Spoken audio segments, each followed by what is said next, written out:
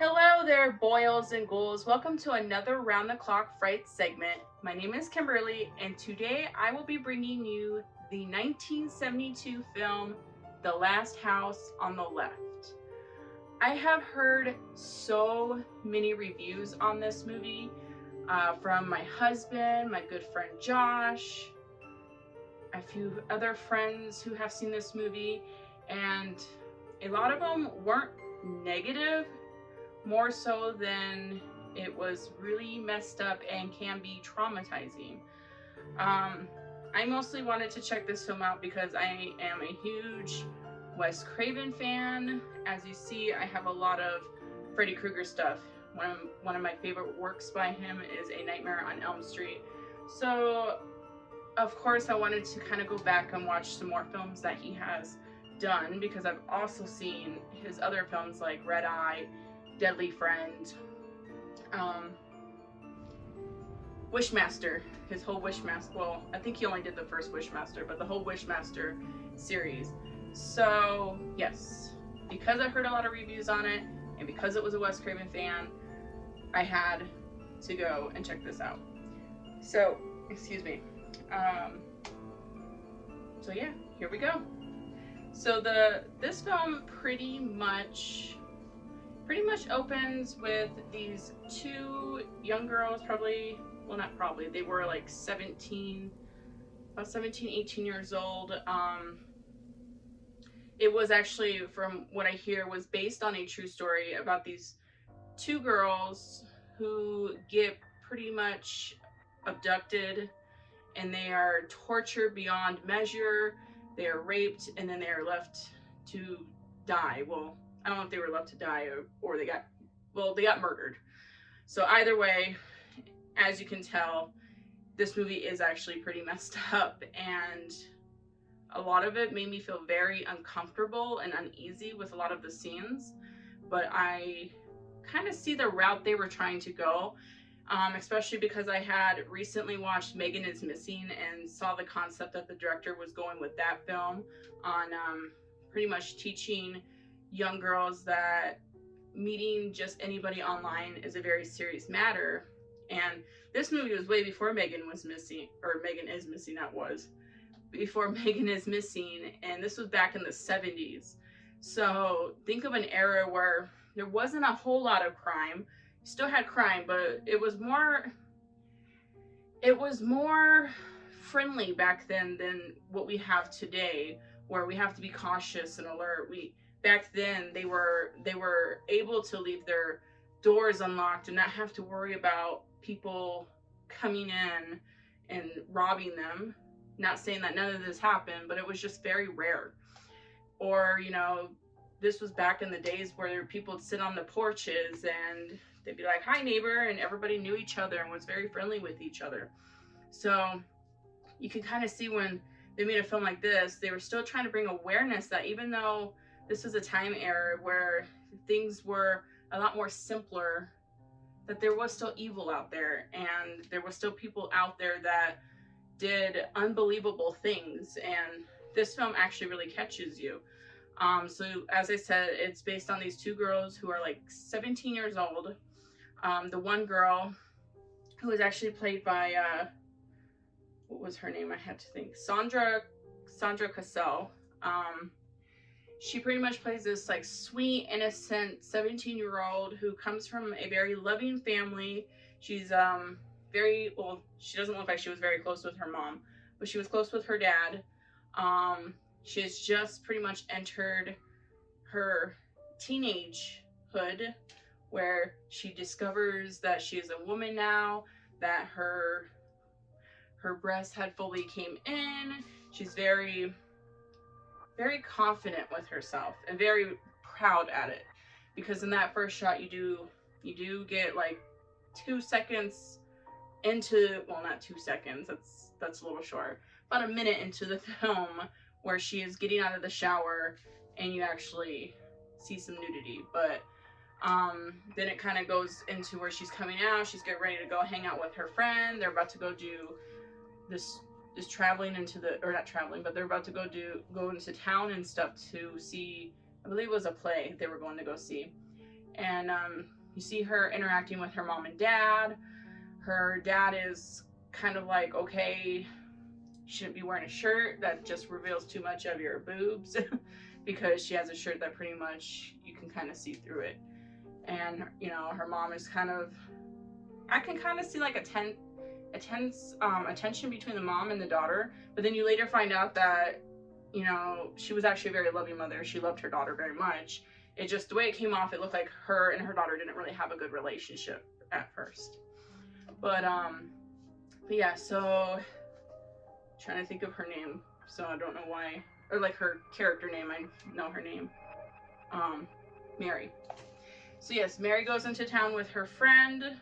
Oh, and yes, it was her 17th birthday, and she goes with her friend Phyllis. I had to think of her name.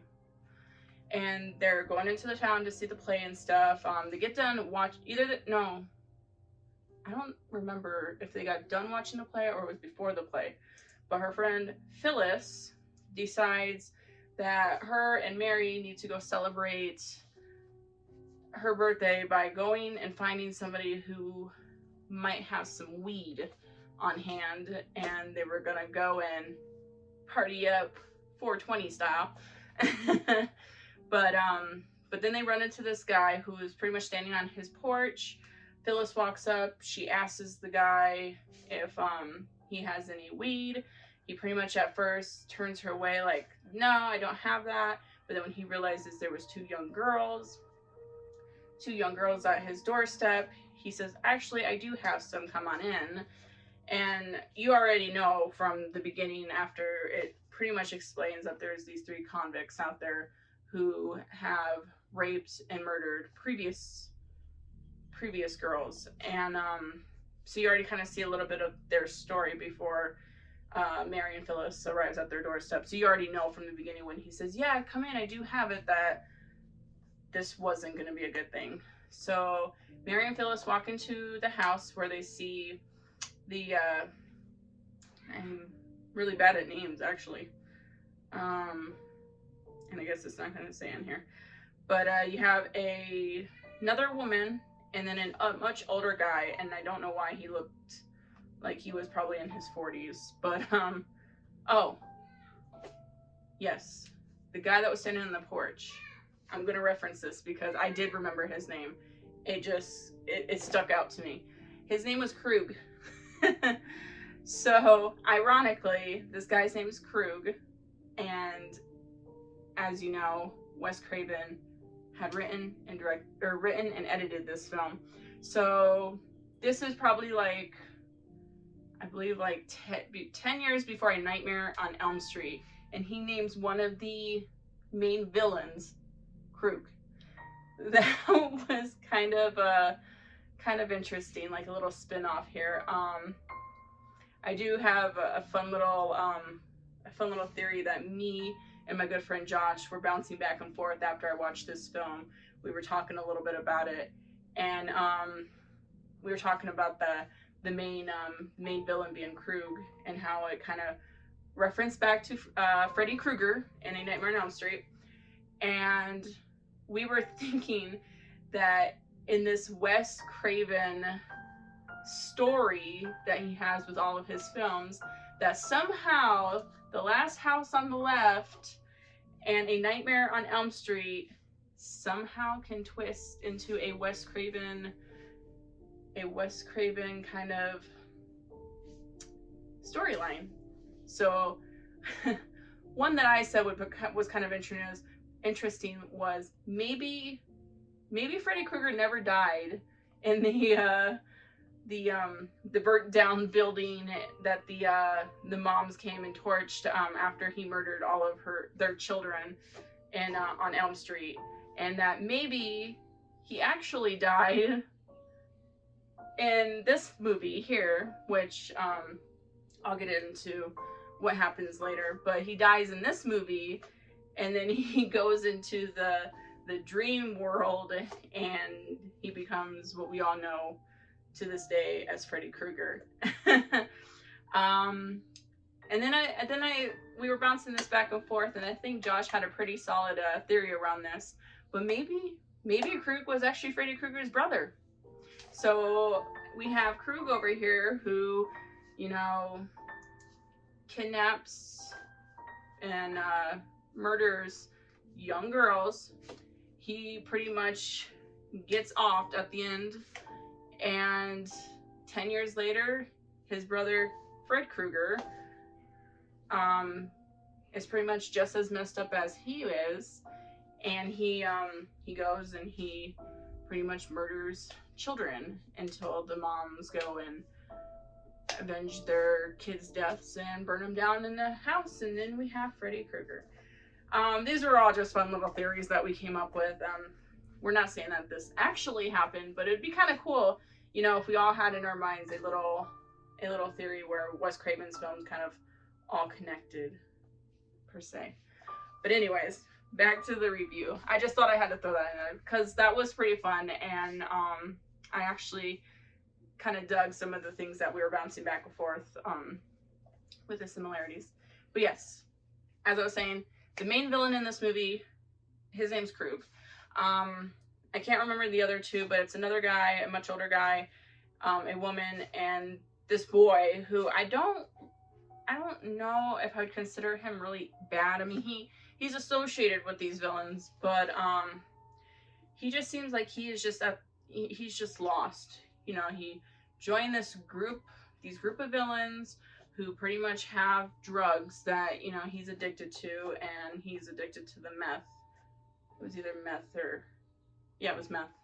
Addicted to meth, and he's only sticking around because he's getting these drugs from these guys. But overall, I don't see him really wanting to be part of whatever they're doing, because for the most part, he's just off to the side, and he actually, at a couple points in this movie, actually starts to feel really bad on what happened, but he was never part of it. The other ones were, and you despise them throughout this whole movie.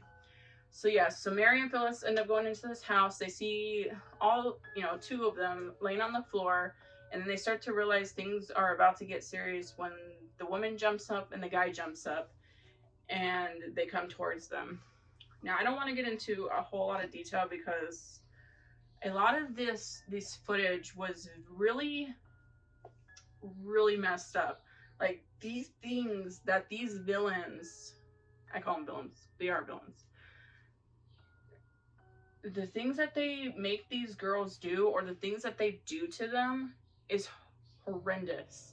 Like I said, it made me feel very uncomfortable and uneasy watching this because they didn't hold back at all with the scenes. It wasn't like you know what was going to happen. It cuts to another scene. No, you saw everything, whether it was nudity because, you know, the girls had to take off articles of clothing like their underwear and stuff, and I mean, granted, you didn't actually see them doing this stuff with them, but you saw like their faces, and it was almost, like I said, it was like Megan is Missing, because that one they did kind of hold back a little bit where you didn't really see a whole lot. You did see in that movie when she was getting raped, but you only saw like her face and the pain that she was going through. And this one you kind of saw both, you know, the villain and the girl's face as they're performing these acts. And oh my gosh, it's just hard to believe that these things happened, and they still happen today, that people would do such horrible things like this. But yes, so throughout this whole movie, they are pretty much being tortured and made to do things that they didn't want to do. Otherwise, they were going to kill them. So they pretty much had to do what they can to fight for survival. And like I said, it's just horrible things that I don't really want to get into detail. But like, if you haven't seen the movie and you want to watch the movie, I suggest going and seeing the movie, and you'll see what I'm talking about. It's just, it's bad. So I'm gonna jump right, you know, pretty much after they tortured these girls and perform all of this on them, perform all of the acts on them, they do end up killing both of the girls. One of them dies as she's trying to run to find help, and she gets caught. And pretty much this scene really made me feel uncomfortable. I mean, granted, I've seen a lot of like death scenes in movies, and it doesn't, I mean, some of them, don't get me wrong, some of them really bug me, but at other times I'm not really bugged as much. But this one really bugged me. Like I said, I think it's because of everything that happened throughout the movie. I was already feeling very uncomfortable and uneasy, and this scene just made it worse. But the girl ends up getting caught by Krug, and she is stabbed to death, which he ends up, it looked like he gutted her, like literally took her guts out of her stomach.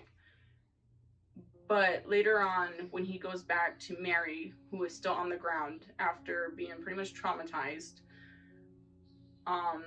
he walks up to her and throws her friend's hand right next to her, pretty much indicating that we just killed your friend. And of course she screams and freaks out and stuff like that. And but she doesn't really do anything. She just kind of stays there. And that's when they finish doing what they were gonna do to her. And then they ended up making her walk into the lake. Yeah, to the lake. I think what it was, Lake Pond. To the lake. And I'm gonna start by saying that this all happened, like, it started off with them being in the town where they were inside their house, and they ended up traveling. And I don't know, well, I'm pretty sure the villains did not know where they were going. But Mary ends up seeing this when her and Phyllis are getting dragged out of the car. But Mary realizes that they parked the car right next to her house. So they end up dragging them into the forest, right behind. Right in front of, sorry, not behind. Right in front of their house, deep into the forest. So all of this is happening right in front of Mary's house. And every time they try to go and get help, they don't. So yeah, so when they were done, they make her walk out into the lake where they where they shot her a few times before she ends up falling and sinking into the bottom of the lake. Now, you think that was all because it's like, okay. And that was, trust me, after all that, I'm sitting there going, is this movie done yet? No. It actually, I'm gonna say right now, it actually gets better, because we all get the kind of movie we like to see when stuff like this happens. And it's kind of where the revenge comes into. And I definitely want to explain this. So like I said, if you haven't seen the movie and you want to watch the movie and you don't want the spoilers, at this point, back out. I'm about to spoil this ending, because I'm gonna have to say the ending was probably the best written ending of a horror movie. Okay. So you have these villains who now just got done murdering 2 teenagers, hid their bodies, well, not so much hid them, left their bodies out into the woods, or forest. They come back up to their vehicle. Obviously, they're scrubbing the blood off of them, changing their clothes. They realize they're in front of a house. And Mary's family is pretty rich. So they see this really rich house, and I'm assuming it's because they're rich, they have loads of money. They're either going to go in and try and rob them or something. They were cooking up something. But they ended up dressing up into some nice clothes, doing their hair. They go up to Mary's family's house, where they are welcomed in by their father. And this is how you know it was the 70s, because today, if like 3 random strangers came up to your door asking for help, I mean, granted, you would help them as much as you can, but you wouldn't do like this family did. Like, this dad said, we got a couple extra rooms, they can stay here, our house is your house, kind of thing. You don't see that today. That's something that happened back in the day when things, like I said, were a lot simpler.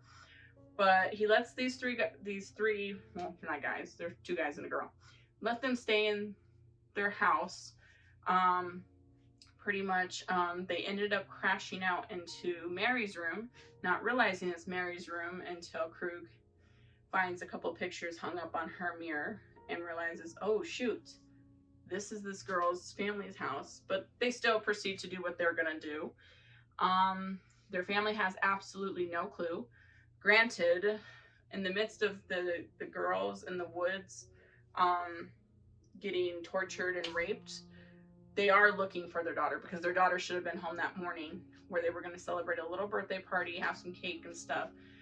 And they come across these two cops. Well, they don't come across them. They call these two cops to kind of have them go looking for their missing daughter. And don't get me started on these cops. These cops reminded me of the cops from Halloween 5. They were just very, I don't know what's the word I'm looking, very, it's like they didn't know what was like going on. They're supposed to be these cops that's, you know, they get these clues. They're really stupid. As I call the cops in Halloween 5, they're clowns and doofuses. They are, I don't know if Wes Craven was trying to bring some comedy and light into this film, which, granted, this film did not need any comedic relief whatsoever. I mean, if you're trying to get your point across with any of this, you need to leave the comedic relief off to the side, because this movie was very dark, it was twisted, and I don't know. That was just one part I really did not like, is how they made these cops very lost to the world. So these cops pretty much come into their house, you know, they take down notes, they're like, yeah, okay, we'll find her, or we have to wait, and it was just, they just weren't good cops. And then they leave. The one thing that really bugged me is they're leaving this house, they're getting ready to go to their cop car, and then at this point, the villain's car is parked right in front of her mom and dad's house, and the one cop goes, there's a car right here, we should investigate it. And the one cop goes, nah, just leave it alone, we have much better things to do than this. Like, what? You got some strange car who just parked right in front of their house, their daughter is missing, they're nowhere to be seen, and obviously there's not another house like close by, so it's not like they parked right there and went off somewhere else. They're nowhere to be seen. That's like a red flag, but apparently this cop thought they had better things to do than that, and that really bugged me. But yes, sorry, fast forwarding back to the ending, I just wanted to clear that up, because the family was not totally clueless. The family was actually trying to find their daughter in the process of everything happening. But yes, so like I said, these guys end up staying in Mary's room. They end up coming out and having dinner, which, granted, bugged the hell out of me. This whole dinner scene bugged the hell out of me, because you have these three guys, I keep saying guys, these three villains who are sitting at the table with mom and dad, and they're supposed to be very well-mannered. No, they're just sitting there eating food, just, you know, scarfing it down, making themselves really look obvious that they're just, I don't know, disgusting. I don't know if it's because we already know they're disgusting.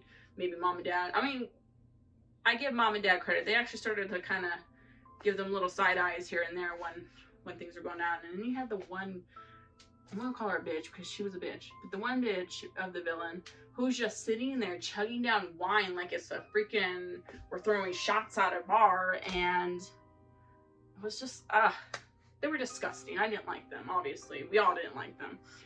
But this happens, I don't know if this was like spread out in a matter of 2 days. No, maybe it was just, no, it couldn't have been, because after they have dinner, they go into their rooms, they get ready for bed. The one guy, the guy I don't really consider a villain, because he just seems like he's there for the drugs. He's already on a, what do you call it, a detox. He's detoxing off of drugs, so he's like really messed up, laying in the bed, his stomach's hurting, running to the bathroom, puking. He's just detoxing hard, and he's having these nightmares of, you know, Mary and Phyllis's tortures and their death, and he's going, no, not them. That raises a red flag to mom and dad. He ends up running to the bathroom to puke when mom comes into the bathroom, And as she's trying to help him, she realizes that he is wearing Mary's necklace. Now, he's wearing Mary's necklace that you'll see in the beginning of the film that mom and dad gave her for her birthday. And she later on, as the three bad guys are out chasing her friend, and she's just left there with this boy who totally doesn't want nothing to do with this, she's trying to be his friend so she can get away. And he's just like, I can't, these guys. And she says, here, I want to be your friend, and gives him her necklace. So, it was more of that than him actually stealing the necklace. But mom realizes that it's her daughter's necklace. Now she's like, total red flag went up, because now she's thinking these guys had a part of her daughter being missing. So she ends up going back into this other room where all of their luggage is, goes through their luggage, finds all of their bloody clothes, and then overhears them in the room next door talking about how they murdered Mary in the forest and left her body in the lake. So mom and dad don't do anything. They keep it kind of on the down low as they run out into the forest to go find their daughter's body. Now, this part confused me at first, but I had to go back and kind of rewatch it because I was a little confused. But at first I was like, they go out into the forest and they did find Mary's body, and she was laying on the ground, and that's when they realized she was actually pronounced dead. But I was sitting there going, I don't remember her laying on the forest. I just remember them shooting her and her body sinking to the bottom of the lake. And I thought for some reason it was just some kind of movie error. But then I realized, going back and looking at it, that mother overheard the guy or everybody talking about how she did sink to the bottom of the lake. So they must have at some point jumped in, found her body, and brought her out. And that's when they realized she was dead. So they ended up bringing her body back to the house. And that's when they start. I feel like this is a total typical Wes Craven thing, because he did this in A Nightmare on Elm Street. But mom and dad are trying to plot what they're going to do to avenge their daughter's death. Dad over here is setting up booby traps. Now, this is a total A Nightmare on Elm Street thing, because if you remember, Nancy sets up booby trap. Did I say booty? Booby traps to catch Freddy Krueger when he comes out of her dream. Well, same here. He's over here setting up booby traps where he's actually sitting there. He actually douses the rug in water as he plugs in a plug. So if one of the guys end up deciding to run, they step on the mat, they grab the door handle, and they get electrocuted. It was actually pretty cool booby trap, to be honest. And he does a few other things where he sprays shaving cream outside the door, so when they come running out, they slide into the walls. It was actually a really good thing, really good setup. So this part is actually funny. I know. I laughed only because you just wanted to see these guys get what they deserved. And this one was probably my favorite out of the deaths. You had the mom who actually comes on to the older guy. So not Krug, the older guy. The guy that looked like he's in his 40s. She's standing out in the living room as he's coming out to get like a drink, or I think he wanted to come out and get food or something. He was still hungry. But she's just standing there, just looking at her paintings, drinking a glass of wine. He's like, oh, where's your husband and stuff? And she actually comes on to him like, oh, my husband, he doesn't understand me. So she's trying to pretty much, lure him into, him wanting her. And he does, of course. He's a sick pig. So of course he's going to sit there and be like, oh yeah, well, I can give you what you want. And then so she said, well, not here. Let's go into the forest and stuff. And I've always wanted to, and so he said, okay, let's go, They go outside, they go into the forest. They're actually right by the lake, which I don't know if they purposely made it to where they're by the lake that their daughter was to that, or their daughter got shot at, or it was another part of the lake. But they're standing there right where the full moon is, and he's talking about he can take her with his hands tied behind his back. And she's like, oh, really? Like, challenge accepted, like, oh, you can take me with your hands behind your back. Well, do it. And he's like, okay, you can tie me. So she ties him up. His hands are behind his back, so he can't do anything at this point. And she goes down on him and starts doing oral stuff. And this is the part I laughed my butt off, was when she's doing this, she ends up biting this guy's private area clean off, to where, of course, he can't fight because he's tied up. He falls to the ground and ends up bleeding out to death. Like, that was an epic scene. Like, it was gross because she had to do that, but at the same time, it was epic because it was like, you know, you did this. Well, I'm not sure if they knew that they did that to their daughter, but they probably had an idea. And it's like, now your eye for an eye is to get your privates ripped clean off. So yes, so that's when you realize that shit's about to get real.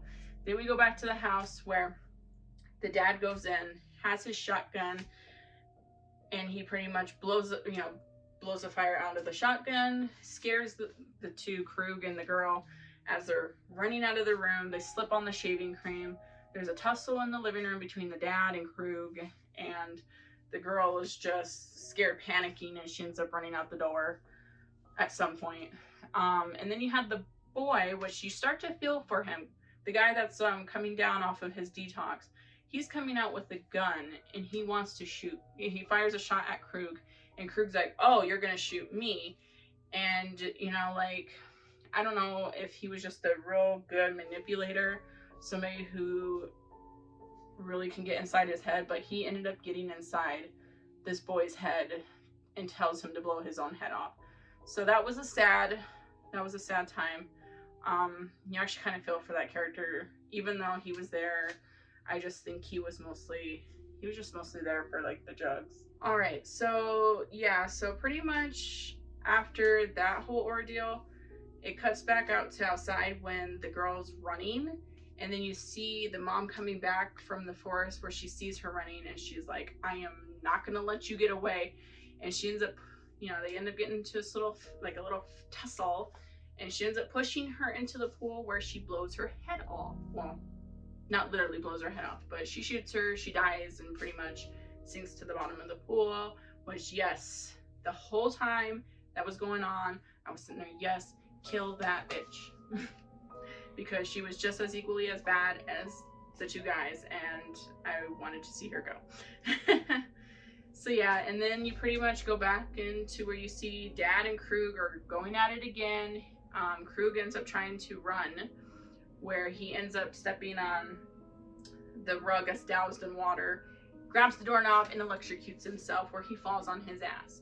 Not enough to die, but just enough to pretty much keep him from escaping. So the dad ends up chasing him around with a chainsaw, and as he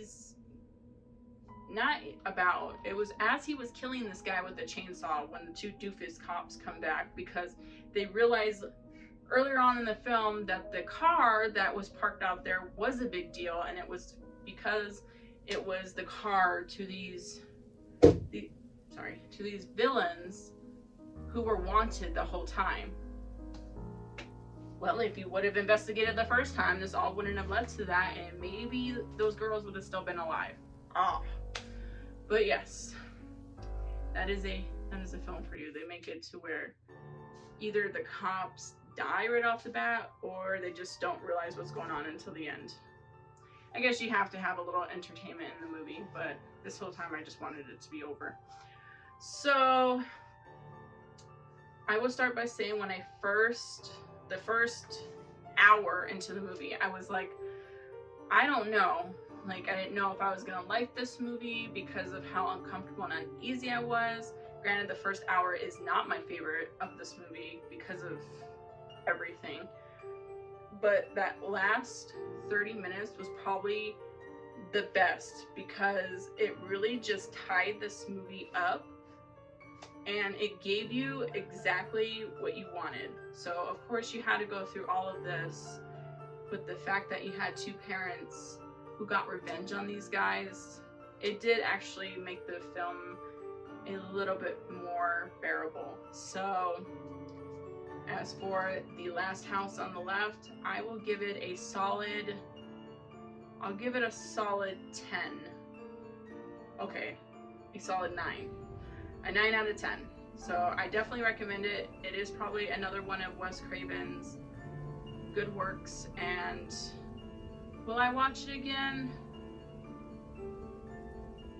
Maybe later on. It's not something I would sit there and be like, hey, let's watch it again tomorrow. Like, I don't know. If I'm showing it to somebody, you know, and they wanted to see it for the first time, maybe, but I don't know. Again, I am definitely very excited to be reviewing a lot of Wes Craven films because, like I said, he is one of my favorite directors, and I'm excited. I got a couple other movies around the same time I got this one from him that I'm gonna be checking out. Maybe I'll do a review on it later on, um, in the future here. But I got one of his other films, Cursed and Shocker. Now I know Shocker, Josh and I want to visit together and review because he's seen it. He recommended it to me to watch, and I am going to check it out and see. But yes, that one's definitely on our list of next reviews. But we're gonna review that as a team. And but yeah, so maybe I'll review Cursed. We'll see. Until next time, guys. Thank you. Be safe. Yeah, just be safe.